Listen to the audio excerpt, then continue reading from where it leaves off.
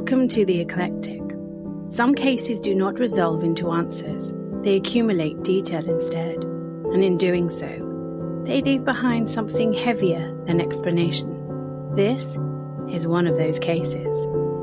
There are some things the human body should never be capable of, some boundaries that seem fixed, certain limits that feel absolute. A person can only run so far, only stay awake for so long, only survive without water for a certain number of days. And hunger? Hunger should end. That is the agreement, the oldest agreement between the human body and the human mind. You eat, the hunger goes away. You feel satisfied, comforted, full. For most of us, it is a relationship so ordinary that we rarely think about it. The growl of an empty stomach, the anticipation of a meal, the simple pleasure of finally eating. And then, relief. The sensation fades, the body is content, the mind moves on. But what if that never happened? What if the hunger remained? What if breakfast did nothing? What if lunch did nothing? What if dinner did nothing? What if every meal left you feeling exactly as empty as before? Imagine waking up hungry. Imagine going to sleep hungry. Imagine spending every waking moment with your body screaming for food. Not asking, not suggesting, demanding, relentlessly, hour after hour, day after day, year after year. Now imagine what that kind of suffering might turn someone into. What would happen when ordinary food stopped being enough? When cupboards were empty? When money ran out? When nobody understood what was happening to you? What would you eat? How far would you go? And what would people think when they watched you do it? Tonight's story begins in 18th century France, a country on the edge of revolution, a nation starving in more ways than one. And somewhere, in that troubled landscape, walked a man whose hunger would become legendary. A man whose appetite was so extraordinary that physicians struggled to explain it. A man who consumed things that no human being should ever consume. A man whose name has survived for more than 200 years because nobody has ever truly understood him. His name was Tarrare. And if accounts are accurate, he may have been the hungriest human being who ever lived. The year was approximately 1772. France was a very different place. The guillotine had not yet become a symbol of terror. The French Revolution was still years away, and the monarchy remained secure. Or at least it appeared secure. Life in the countryside surrounding Lyon moved according to a familiar rhythm. Farmers worked the land, livestock grazed in fields, merchants travelled muddy roads, church bells marked the passing of the hours. It was here, somewhere in the region surrounding Lyon, that Tarrare was born. Unfortunately, history has left us with frustrating gaps. No exact birth date survives. Even his name remains uncertain. Some historians believe Tarrare may have been a nickname rather than his real name. The truth has been lost, but while history forgets his name, it remembered his hunger. Because from an early age, something seemed profoundly wrong. Children are hungry. That is normal. Teenagers are hungry. That is normal too. Growing bodies require fuel. Parents expect large appetites. But Tarrare's appetite was not large. It was monstrous. At first, his family may have laughed about it. Many families do. A growing boy who always wants seconds, then thirds, then fourths. Perhaps neighbours joked about it. Perhaps relatives smiled and shook their heads. Look at him eat. Look at the size of that appetite.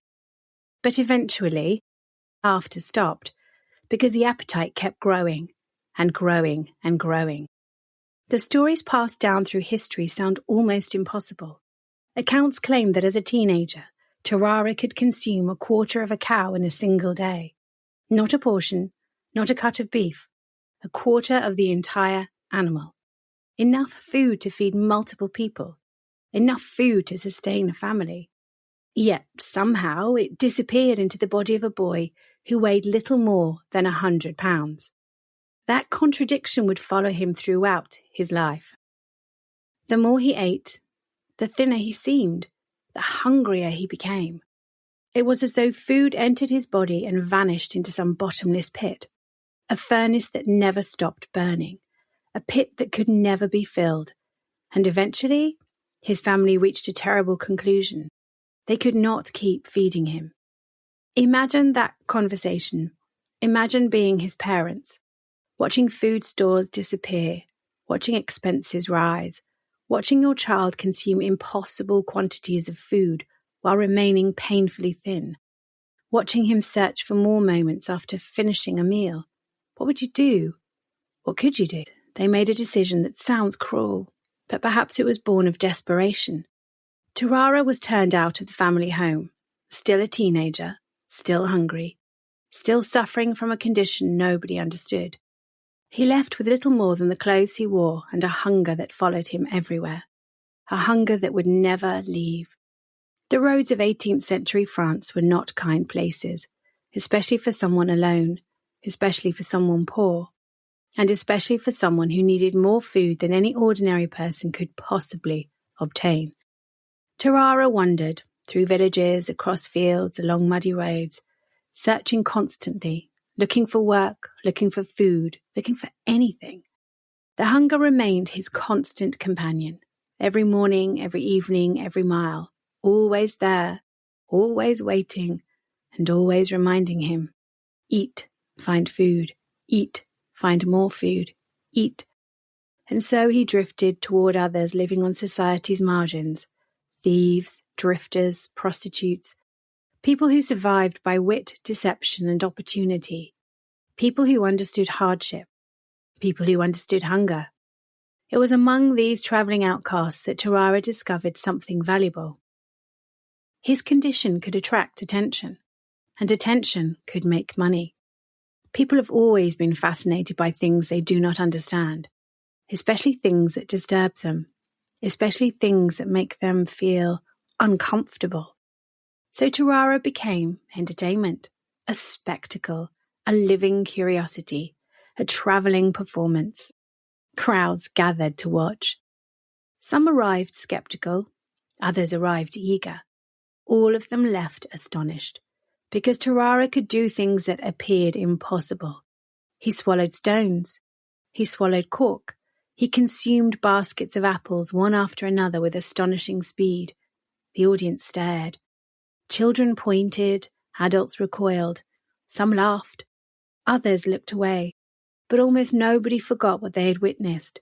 And while the crowds focused on Tarrare, something else happened. His travelling companions moved through the audience, quietly, carefully, picking pockets, lifting purses, stealing valuables.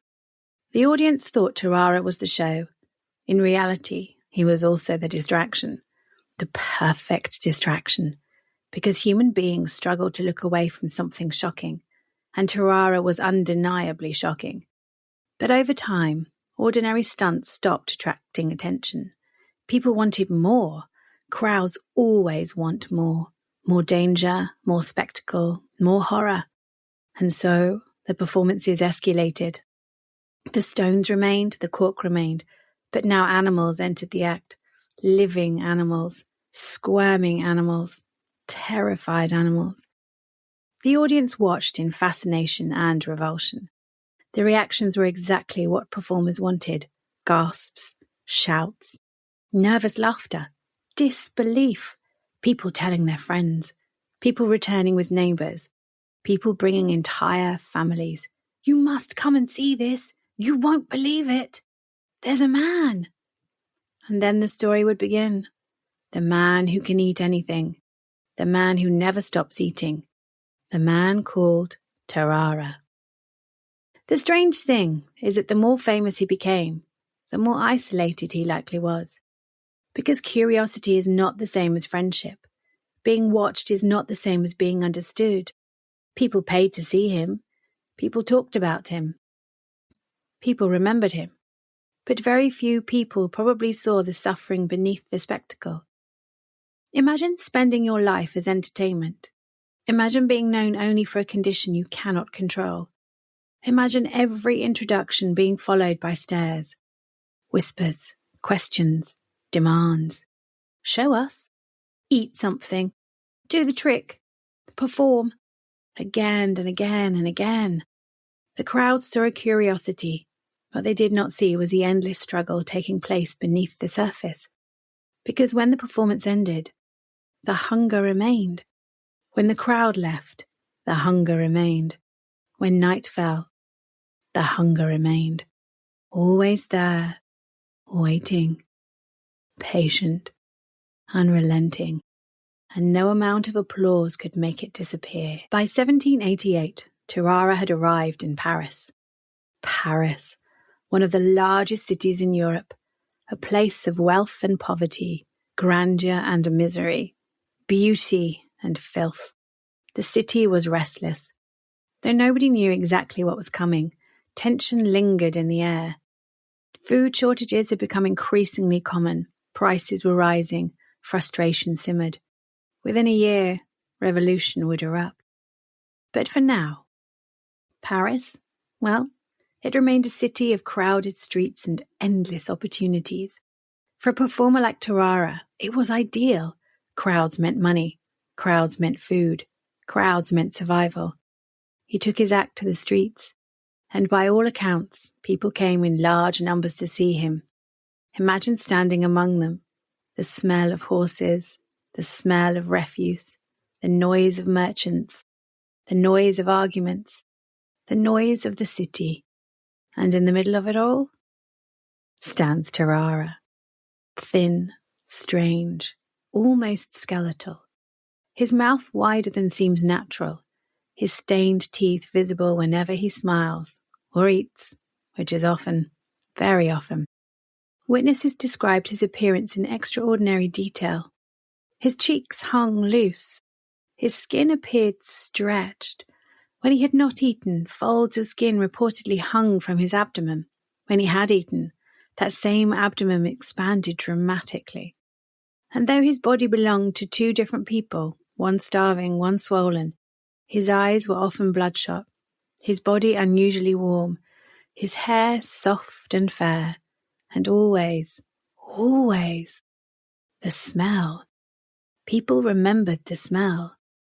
A powerful odour that seemed to surround him wherever he went. One physician would later claim he could be detected from 20 paces away. Even in an age before modern sanitation, even in crowded 18th century streets, stood out. Not simply because of what he ate, but because every aspect of him seemed somehow wrong.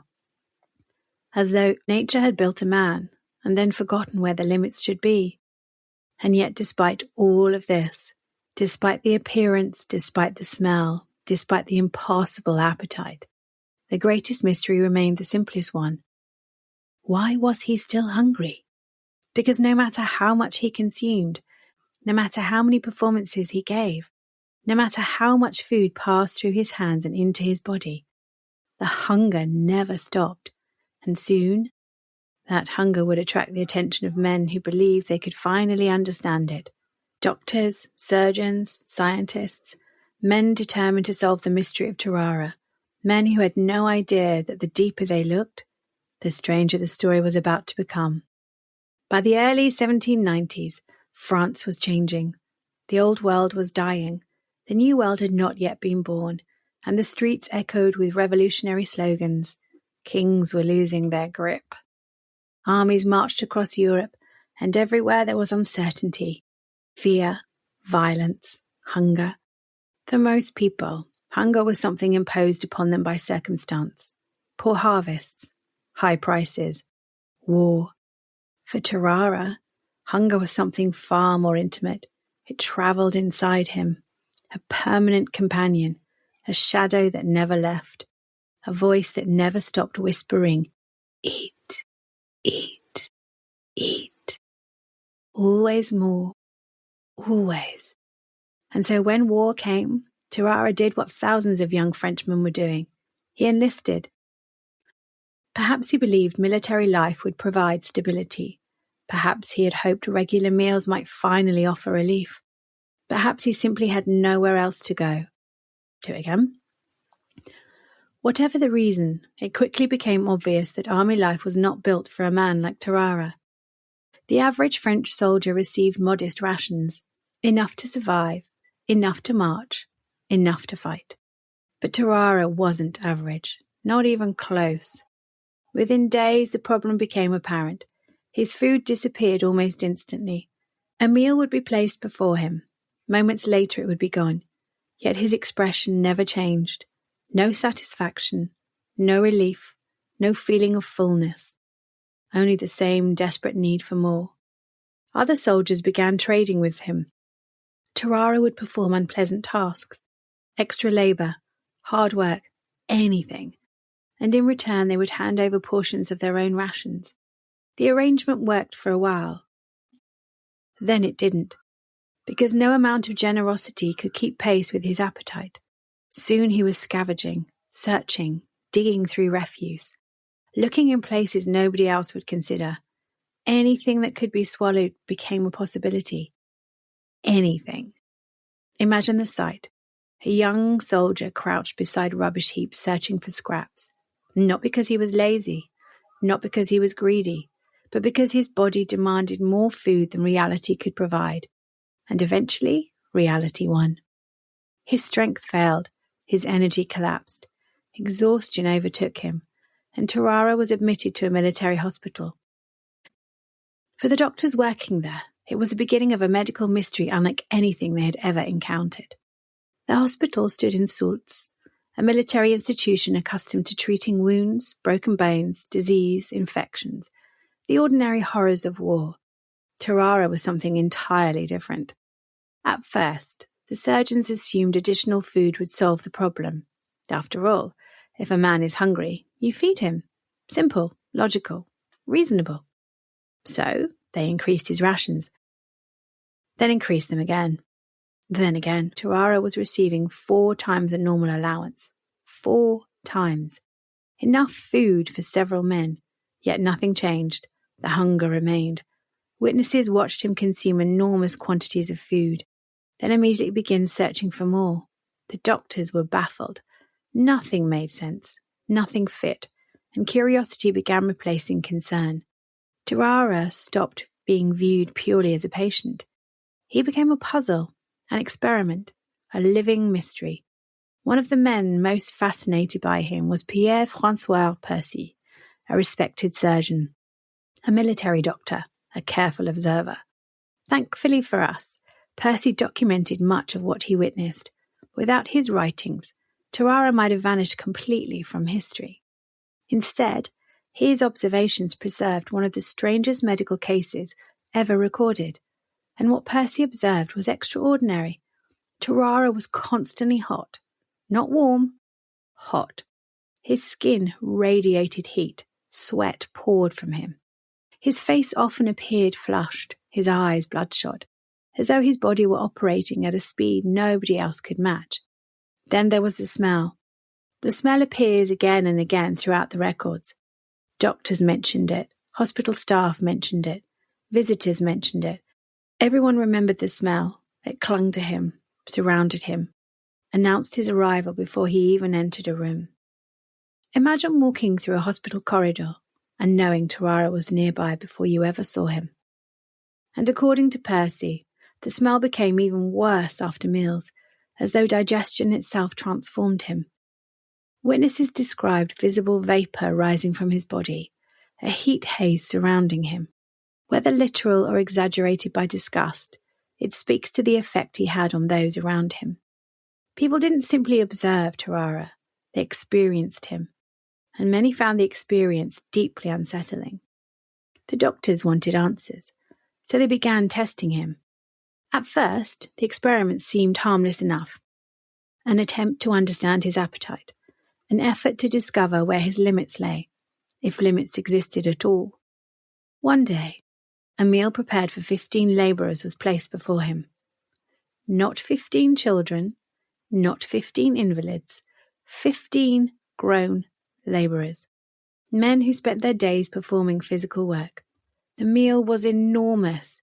2 large meat pies, Several plates of grease and salt, gallons of milk, enough food to satisfy almost anyone. Tarrare devoured it, every last scrap. The doctors watched. The hospital staff watched. Everyone waited. Surely this would be enough. Surely no human being could remain hungry after consuming such a feast.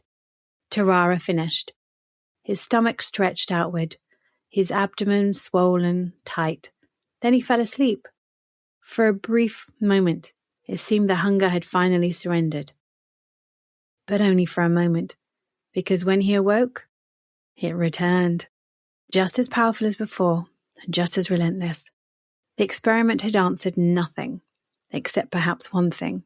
Whatever was wrong with Tarrare was beyond ordinary explanation. The doctors pushed further, and this is where the story begins to feel less like medicine and more like horror. One day, a live cat was brought before him. Modern listeners often struggle with this section, and understandably so, but contemporary accounts insist it happened. The animal was placed before Tarrare, and doctors watched. Hospital staff watched. Nobody quite knew what would happen. Then Tarrare lunged. When it was over, the doctors stood surrounded by evidence that their patient could do things no ordinary human should be capable of. Yet the most disturbing detail wasn't what he ate, it was why. Because he wasn't performing. There was no audience, no ticket sales, no applause, no money. Only hunger.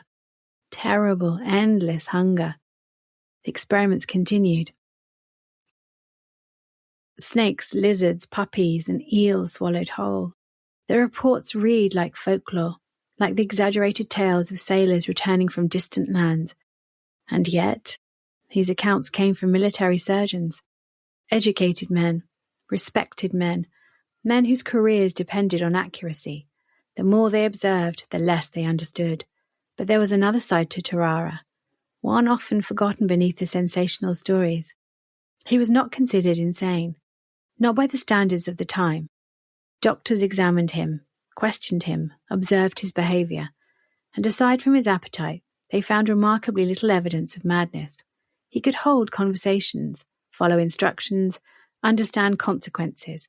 He appeared apathetic at times, distant, but not detached from reality, not delusional, and not psychotic. This created an uncomfortable question. If Tarrare understood what he was doing, why did he continue? The answer was probably the simplest one, because he had no choice. Imagine experiencing the most intense hunger of your life. Then imagine that sensation never easing, never fading, never stopping. Eventually, almost anything becomes undesirable. No, that's wrong. Eventually, almost anything becomes understandable. The hunger changes the rules. The hunger rewrites morality. The hunger becomes everything. Months passed. The hospital remained fascinated. Tarrare, he remained hungry. And somewhere within the military hierarchy, a dangerous idea began taking shape. An idea that could only have emerged during a time of war. A question asked by practical men seeing practical solutions. If Tarrare could swallow almost anything, could he swallow military secrets? The proposal sounds ridiculous, until you remember that 18th century warfare often depended upon messages that could be intercepted, messages that could be stolen, and messages that could cost lives. What if a courier carried the message somewhere nobody would think to search, somewhere impossible to detect, somewhere hidden inside his own body? The idea moved quickly. Tests were arranged. A wooden box containing a document was prepared. The box was presented to Tarrare. He swallowed it. Then everyone waited. Hours passed, then more hours. Eventually, the box emerged exactly where expected. Still intact, still protecting the message, still readable. The generals were impressed. The doctors were fascinated. And Tarrare had just demonstrated a skill unlike any other soldier in the French army. What nobody realized was that they were about to transform a medical mystery into a military experiment, and experiments rarely end well. One final demonstration was arranged. this time before senior officials. Generals, commanders, important men, men accustomed to discussing battlefields and troop movements, not digestion. The box was swallowed again. The demonstration succeeded, and as a reward, Tarrare received something extraordinary. A wheelbarrow filled with raw bull organs, lungs, liver, offal, approximately 30 pounds of it. The assembled officers watched, perhaps expecting him to save some for later, perhaps expecting moderation, perhaps still struggling to understand what they were witnessing. Instead, Tarrare began eating. And eating. And eating. The entire reward disappeared, consumed in front of stunned military observers. Somewhere in that room, a decision was made. Tarrare, he would become a spy, a courier, a weapon.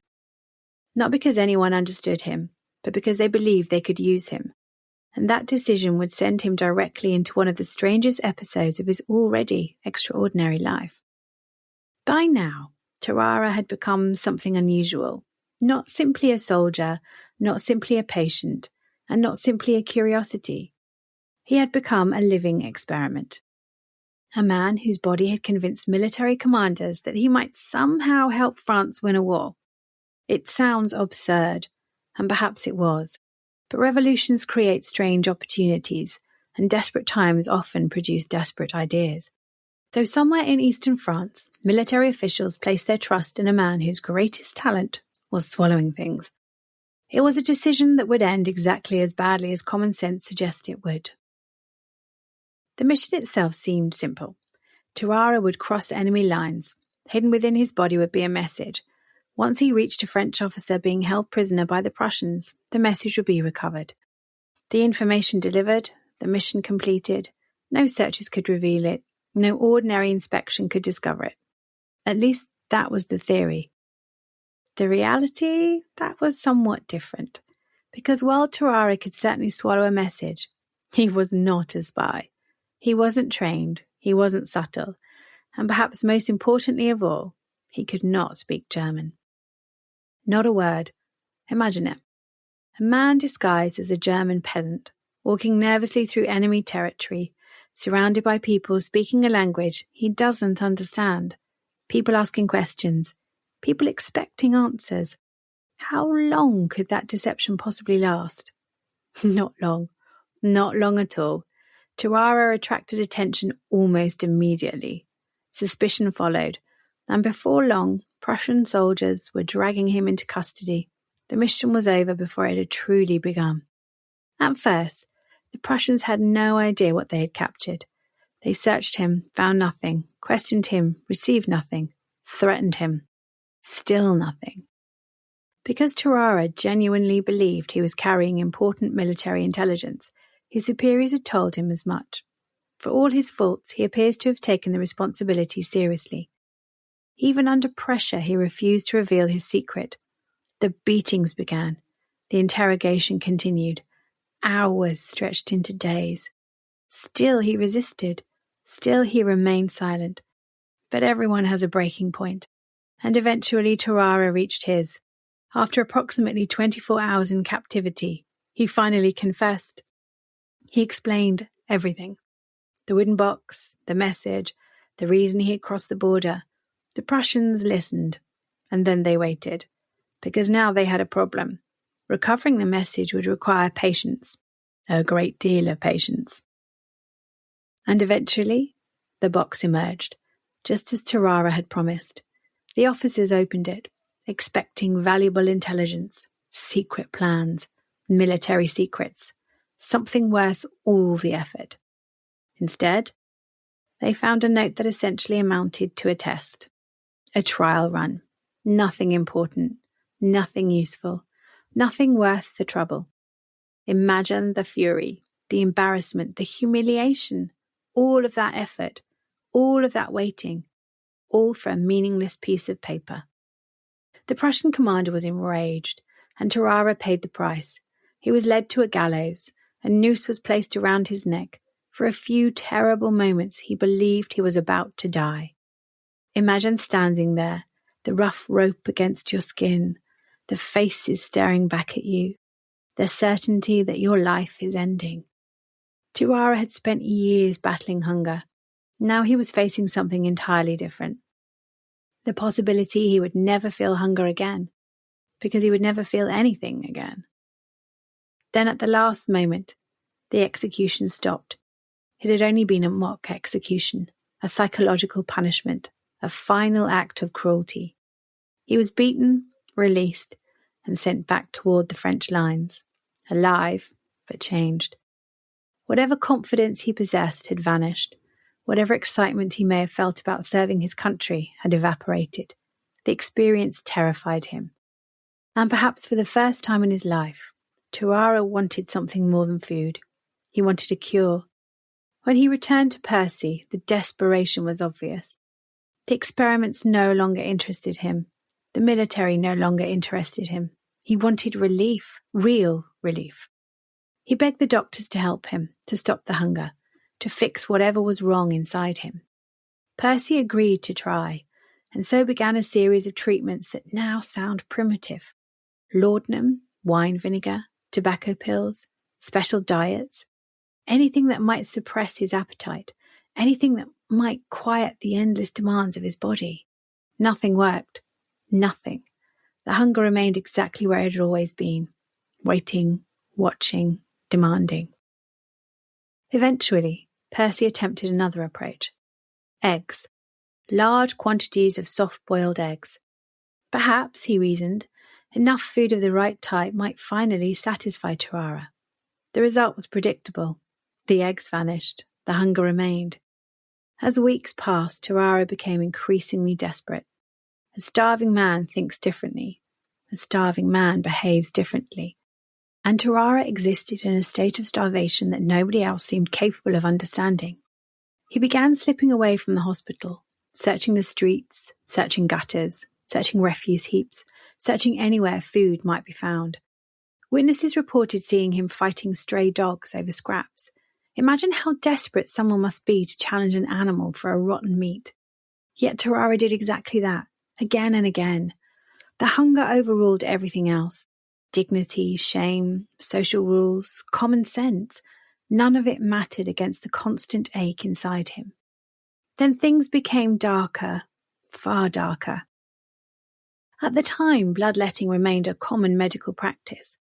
Patients sat while blood was removed in the belief that it could cure various illnesses.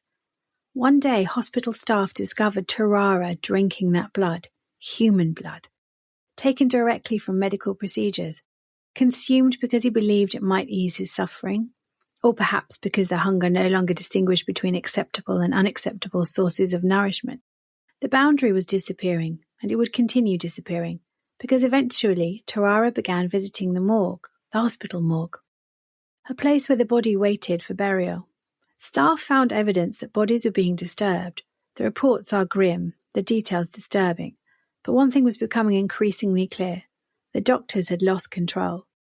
The patient they had studied for years was descending into behaviour that horrified even seasoned medical professionals. The hospital staff began viewing him differently, not as a patient, not as a curiosity, but as a threat. Then came the event that would define the rest of his reputation. A 14-month-old child disappeared. A toddler. Gone. No witnesses, no answers, no explanation, only absence. And almost immediately suspicion fell upon Tarrare. To this day there is no proof he was responsible. No evidence, no confession, no certainty. Only suspicion. But from the perspective of those around him, suspicion was enough. Consider what they knew. They had seen him consume live animals. They had seen him drink blood. They had caught him entering the morgue. They had watched him search endlessly for food. Who else were they going to suspect? Whether fair or unfair, Tarrare became the obvious target. Percy, who had defended him repeatedly, could defend him no longer. The hospital staff drove him away, and just like that, he vanished. No farewell, no final report, no explanation. One day he was there, the next he was gone, and for 4 years history lost sight of him. Those missing years are among the greatest mysteries of Tarrare's life. Where did he go? How did he survive? What did he eat? Who helped him? Nobody knows. The records fall silent. The hunger disappears into darkness and remains there until 1798. That was when Percy received an unexpected message. A physician from Versailles wished to speak with him. One of their patients had specifically requested his presence, a patient nearing death. Percy travelled to meet him and found a man he barely recognised. It was Tarrare, only 26 years old, yet already dying. The energetic young curiosity from the military hospital was gone. In his place lay a weak, exhausted figure confined to a bed. Years of suffering had finally caught up with him. The hunger had not defeated him, but something else had. Disease. When Percy arrived, Tarrare had a theory. He believed he knew what was killing him. Several years earlier, he explained, he had swallowed a golden fork. The fork had never emerged. He was convinced it remained trapped inside him. And now, he believed, it was slowly ending his life. It is difficult not to feel sympathy during this final encounter. After everything he had endured, after years of ridicule, after years of experiments, after years of desperate searching, he still hoped there might be an explanation, a simple explanation. A fork, something tangible, something that could be removed, something that could be fixed. But Percy knew better. The symptoms were unmistakable. This was not a fork. This was tuberculosis, advanced tuberculosis, a disease that killed countless people during the 18th century, and by the time symptoms became severe, little could be done. Tarrare was dying. Nothing could stop it.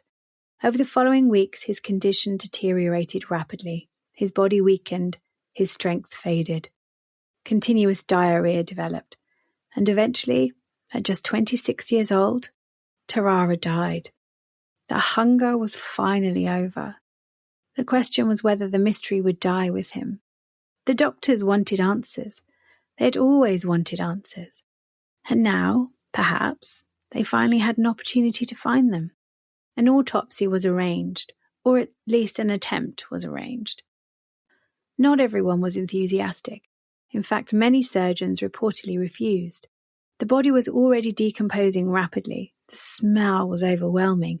Even in death, Tarrare seemed capable of unsettling those around him. Eventually, a physician named Tessia proceeded. What he discovered was extraordinary. Tarrare's esophagus was unusually wide. When his mouth was opened, observers could reportedly see directly down toward his stomach. His digestive tract appeared abnormal. His stomach was enormous, far larger than expected, ulcerated, distended, taking up much of the abdomen cavity. His liver was enlarged, his gallbladder enlarged, his body filled with disease, filled with pus. Yet despite all these abnormalities, one thing remained absent: an explanation. The golden fork was never found. The mystery remained unsolved, and it remains unsolved today. More than 2 centuries later, doctors still debate what happened to Tarrare. Perhaps it was hypothyroidism, perhaps a disorder affecting the hypothalamus, perhaps damage to the amygdala, perhaps severe polyphagia, perhaps Prader-Willi syndrome, perhaps a parasite, perhaps multiple conditions acting together. The frustrating truth is that nobody knows, and perhaps nobody ever will, because the one person who could have provided answers died in a hospital bed in 1798, long before modern medicine existed, long before brain scans, long before endocrinology, long before doctors possessed the tools needed to understand what may have been happening inside him. Stories often demand monsters, and Tarrare is frequently remembered as one, the man who ate anything, the man suspected of cannibalism, the man who horrified everyone around him. But perhaps that is too simple. Perhaps the truth is more uncomfortable, because monsters choose. Tarrare may never have had that luxury. Imagine living every moment with unbearable hunger. Imagine carrying it through childhood, through adolescence, through adulthood. Imagine doctors studying you without helping you, crowds laughing at you, strangers fearing you. Imagine becoming famous for a condition you cannot control. And imagine spending your entire life searching for relief that never arrives. Perhaps Tarrare wasn't a monster. Perhaps he was one of history's most tragic patients. A man born centuries before medicine was capable of understanding him. A man whose suffering became entertainment. A man whose condition became legend. A man remembered not for who he was, but for what he consumed. This has been The Eclectic, a story not just about hunger, but about isolation, about misunderstanding, about the limits of medicine, and about a man trapped inside a body that demanded more than the world could ever provide. Because sometimes the most frightening stories are not about evil. Sometimes they're about suffering. And sometimes the most terrifying thing imaginable is a hunger that never ends. If you found this story compelling, please follow, rate, and share the show. It helps others discover these deep dives into the stranger corners of history. And if you have a family legend of your own, half truth, half ghost story, I'd love to hear it. This has been The Eclectic.